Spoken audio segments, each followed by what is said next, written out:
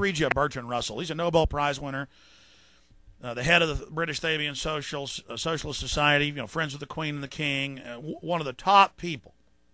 I mean, he's Time Magazine top 100 people, just like Margaret Sanger. And I have the actual letters from the college archive where she calls black people subhuman weeds and says we can't let them learn that we want to exterminate all of them with Planned Parenthood. You know, I mean, I got the letter. And there's hundreds of quotes from her and stuff she wrote, and awards from Hitler and giving awards to him, and Hitler quoting her and you know, praising her, and just all of this. And she's in Time Magazine, says she's great, top 100 people, and oh, she's so feminist, she loves women so much. Bertrand Russell, go read it. Oh, he's so sweet, he's so good, he's so nice. Man, I started reading his writings, and I thought, well, maybe this is just him being tongue-in-cheek, so I bought books he wrote and read more quotes, and look, and he's a scumbag. One of the people that works for me looked at him and said, he looks like a real piece of garbage. He had different words than that. But I mean, listen to what this guy wrote. Diet injections, that's vaccines full of mercury, and he goes on to talk about that. I mean, this is 80 years ago. We're gonna inject you with mercury to make you dumb. Oh, God help us. Oh, heaven help us. And again, he even can say it right out in the open, and he knows you don't read. And if you hear somebody like me, you'll just go, that's some crazy street preacher.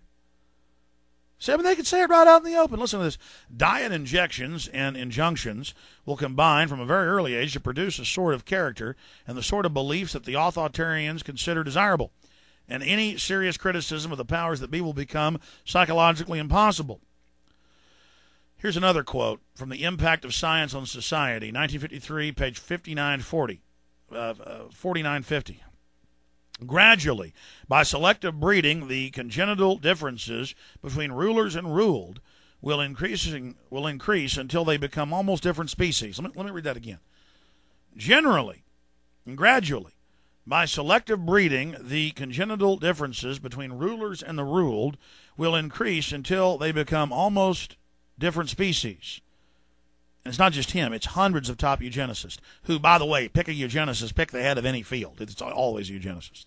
I haven't found a case where they aren't. A revolt of the plebes would become as unthinkable as an organized insurrection of sheep against the practice of eating mutton. And, of course, our vocabulary has been reduced so greatly that I'm not knocking you. They've dumbed you down on purpose. They've dumbed me down. Mutton is sheep. Somebody back then reading that would have known that. So he says, a revolt of the plebes would become as unthinkable, that's the general public, as an organized insurrection of sheep against the practice of eating mutton. And there's a bunch of other evil quotes from him. And I mean, there's all these New World Order quotes from him. All these quotes, and they all say it. And they say, we're going to take over and get 20% of the population on psychotropic drugs, hallucinogenic drugs. And then, of course, you find out that it was the CIA and the publishers of Time Life books who were big into LSD. They had the CIA put it out. They caused the whole drug revolution as, quote, counterculture to get you on drugs. They created the whole drug war to then imprison you once you're on them.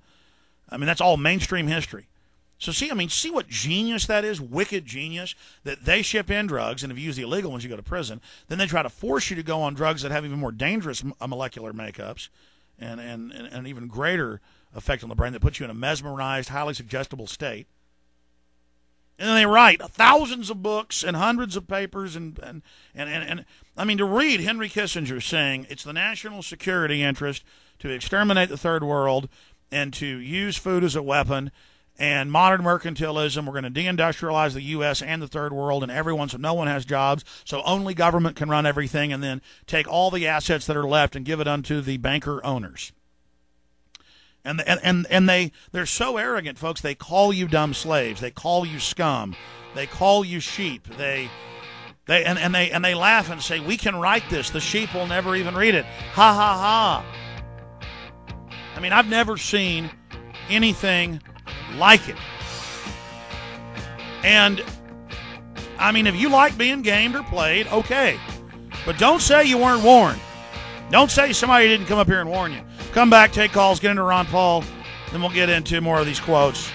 PrisonPlanet.com is the website. Stay with us.